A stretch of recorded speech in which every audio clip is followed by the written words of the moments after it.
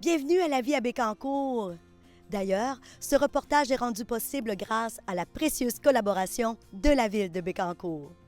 Aujourd'hui, je suis dans le secteur Saint-Angèle de Laval et je m'apprête à rencontrer Madame Suzanne Cossette qui est ici responsable à la bibliothèque depuis seulement 1 an, mais qui porte aussi plusieurs chapeaux. Entrons voir, mais qui est cette bénévole, cette précieuse bénévole ici à la ville? Alors, j'ai maintenant Madame Suzanne Cossette avec moi aujourd'hui. On va pouvoir discuter, en fait, de votre dévouement ici à la bibliothèque comme bénévole. J'ai vu passer une annonce dans la revue La Grande Rivière qui demandait des bénévoles, puis je m'étais toujours dit, à la retraite, je vais redonner un peu à la communauté. Fait que ici, à Saint-Angèle, il y avait besoin de bénévoles pour garder la bibliothèque ouverte, pour continuer d'offrir le service. Alors, j'ai donné mon nom, ça a commencé comme ça. Fait qu'une fois par mois, je venais avec Sarah Kim qui m'a coachée là-dedans, puis j'ai toujours resté. Puis là, maintenant, ça fait 1 an que j'ai pris un petit peu plus de responsabilité au niveau de la communauté, au niveau de la bibliothèque, c'est-à-dire parce que Sarah Kim voulait arrêter un peu, là, tu sais, laisser un petit peu de tâches à d'autres. Alors, ça me fait plaisir de l'offrir le service à la communauté, là. Puis, en fait, est-ce que c'est aussi la passion pour les livres? Qu'est-ce qui vous a aussi animé à ce niveau-là? Bien, pas du tout la passion pour les livres. Je lis quand même à l'occasion, mais je suis pas une grande liseuse, si on peut dire.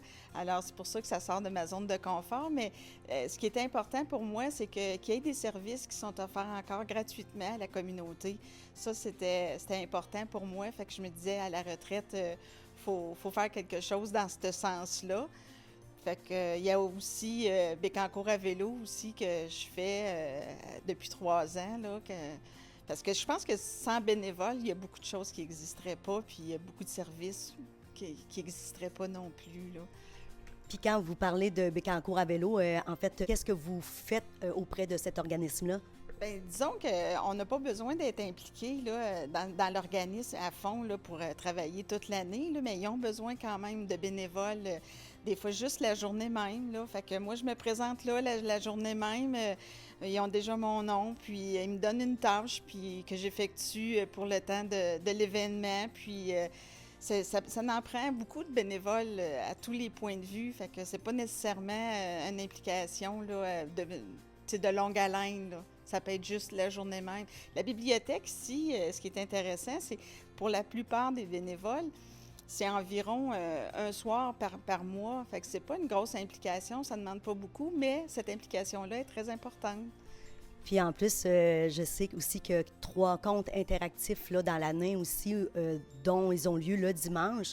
Alors, je sais qu'il y a toujours une responsable aussi qui est là pour accueillir les familles et puis la conteuse, Mandoline. Donc, ça aussi, c'est super intéressant. Vous devez, en fait, vous avez à vous mobiliser 3 week-ends dans l'année. Alors, ça aussi, là, c'est pas rien, là. Oui, effectivement, il y a les comptes de mandoline qui sont à travers toutes les bibliothèques de la ville de Bécancour, d'ailleurs, là. Fait qu'on a toutes nos dates, là. Je pense que le prochain à la bibliothèque de Saint-Angèle, c'est, je crois, en octobre, là. Alors, mais on a des bénévoles pour accueillir Mandoline, puis toutes les petites familles, puis les enfants, là, qui veulent participer à cet événement-là, qui est gratuit aussi. Puis vous me disiez tantôt, Madame Suzanne, que ça fait quand même 30 ans que vous êtes ici à Bécancour. Et je vois que vous avez comme le goût aussi de vous connecter à la communauté par tous ces moyens-là. Bien, c'est sûr que je suis une personne assez sociable. Puis, ça fait 30 ans à cause de mon travail que je me suis installée ici, mais je suis en retrait de la ville, du village, tu sais, tout ça. Alors, je connais pas tant les familles qui sont ici de génération en génération, qui sont, tu sais, les petits-enfants qui sont nés ici. Alors, ça me permet de connaître, ça m'a permis, en tout cas, dans la dernière année, là, de connaître différentes différents gens, différents résidents, de différents groupes d'âge aussi, là. Fait que je trouve ça bien intéressant de les écouter parler parce qu'on se rend compte quand même 2 fois par année, toutes les bénévoles, on se fait un souper. Fait que c'est là qu'on peut apprendre à se connaître un peu plus puis connaître les gens de la ville, là. Bien, Madame Suzanne, je tiens vraiment à vous féliciter pour, en fait, votre implication au moins de deux façons ici à Bécancour. Je sais aussi que vous êtes une sportive. Je pense que vous avez aussi une implication l'autre côté du fleuve. Oui, effectivement, avec le défi du Parc national. Ça va être ma troisième année aussi, là, parce que ça fait juste 3 ans que je suis à la retraite aussi. Là. Fait que c'est ma troisième année aussi pour le défi du parc, un autre événement sportif là, où d'ailleurs je rencontre beaucoup de gens qui viennent à Bécancour à vélo, que je retrouve là-bas au défi du parc. Là. Fait que c'est bien intéressant pour ça.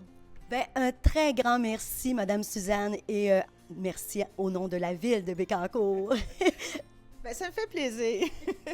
Bonne journée. Merci, à vous aussi. C'était Lynne Richard pour Télécœur.